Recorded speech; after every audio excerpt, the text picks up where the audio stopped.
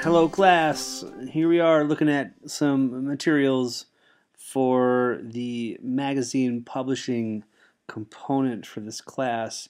And I'm going to run through a very few specific elements before we actually jump into the layout and publication of this project. And first I'm going to start not in Illustrator, but in Photoshop, and talk about how we will move from one platform to another and actually take advantage of all the elements of Photoshop's raster work, Illustrator's vector work, and InDesign's layout work. And it's really kind of a cool moment where we all start to see how this magic happens. So I'm just going to real quick open up a file that is this one. Okay. So at the root level of things, here is an image that I'm going to end up using in my magazine publication, and it is strictly an image. This photograph was taken down in the desert in Southern California. These are my friends, and it's kind of a funny shot, and it led me to go into the whole genre of sci-fi and space travel for this magazine publication. Also, I'm just kind of a sci-fi junkie, so that helped.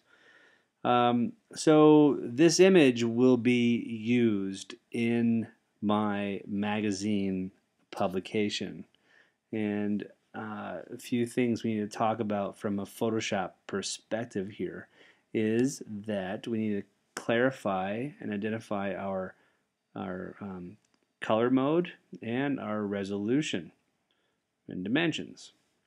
So if I want to know what color space I'm in, I'm going to go to the image menu and I'm going to choose mode, and it will tell me right here.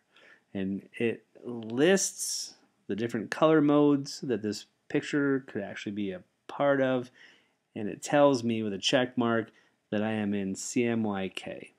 This is important because the first phase of our publication with this magazine is going to be intending for 4-color separation print output. And it is important that every ingredient in your design lives in the color space that is intended for CMYK. All right, so this is something you have to pay attention to. It's critical so that you don't end up having images that don't print the way that we would perceive them to. Okay. The other thing is to look at image size. So when I choose image size, it opens up the image size window. It tells me its dimension. Right now it's in pixels, but if I want to find out what it's at in inches, that's helpful. It also tells me the resolution. So this file is going to be printed, and it must be at a resolution of 300 pixels per inch or higher.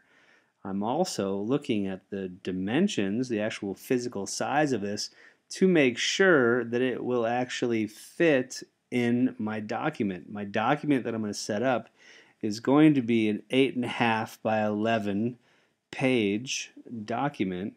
So I have to make sure that it exceeds those values by a little bit, just to guarantee that I have a bleed and whatnot that's taken care of without having to scale up a photo, which by now you should know scaling up photos is detrimental to the professional quality of anything that you output, whether it's print or for screen. So everything here is looking good. Now, what I did from here is I said, I know that this image is going to need some graphics and some tailoring for my publication, but it's stuff that I would definitely be more comfortable and fluent using in Illustrator. So I am going to open up Illustrator.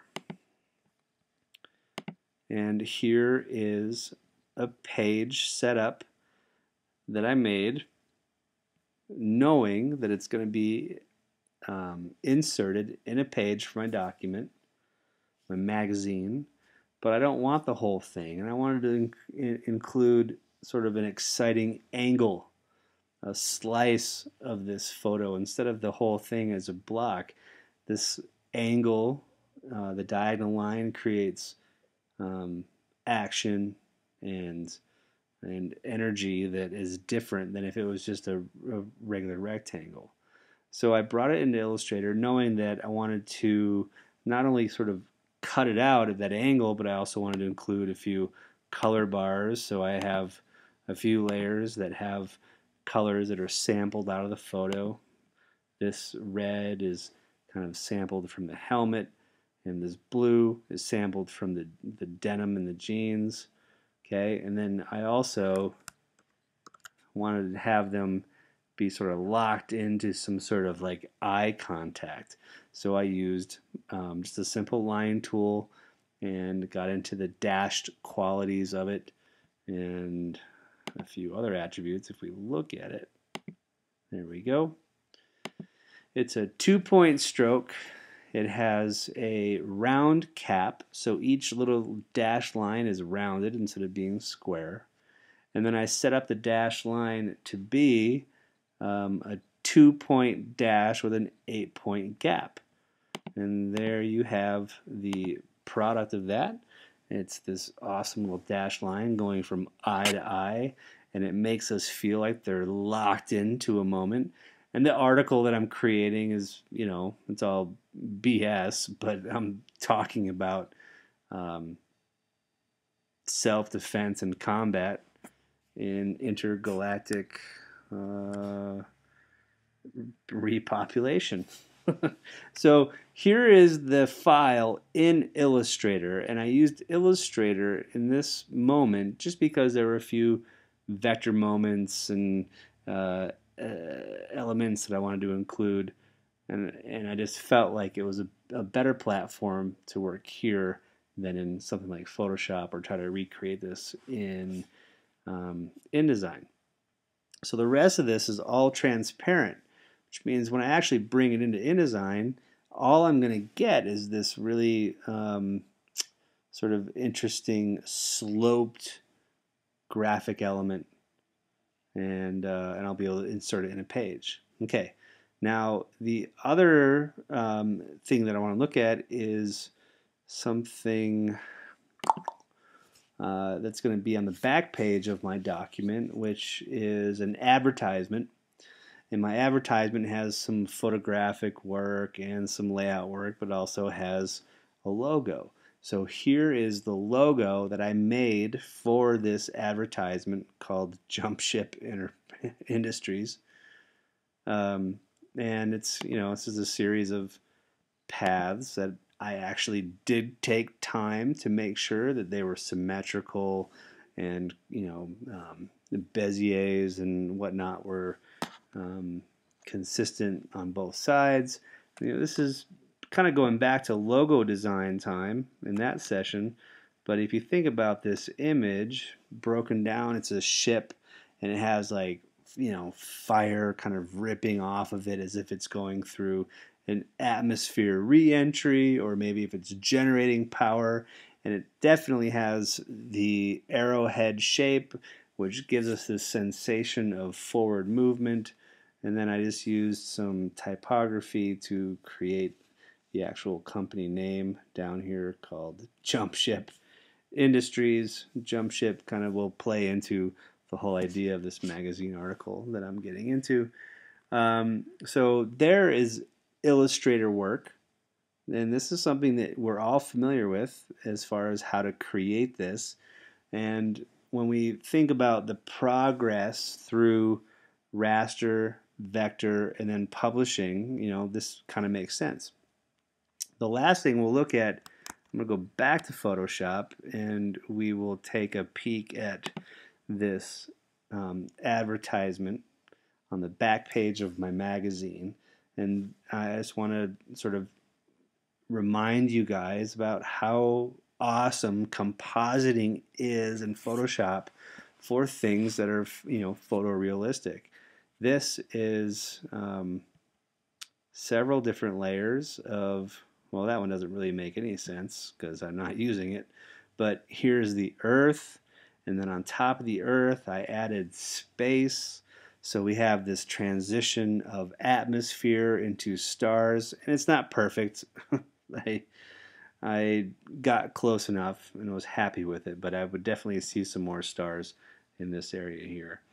And then we have this ship that I built, and then the thrust of the rocket coming out. So this is a typical raster composite image, and I could even show you that it took even more work than just that. It was building this ship. So I have a base ship, which is something I got off the internet. I didn't make this, so I can't take the full credit for that. But I put in this cutaway image of like what's actually happening inside this ship. Well, people are living in there and working. And that's kind of the idea of the advertisement is go get into one of these ships and have a home and grow some plants so that you have vegetables through your solar garden and whatnot. And then once I built this ship and felt good, that's where I brought it into the rest of this composition. I did some color correction work to make sure that the ship felt like it was in this space and felt, proper. And then from here, I said, well, there's other elements that I want to create, which are these sort of call to action lines and circles and whatnot.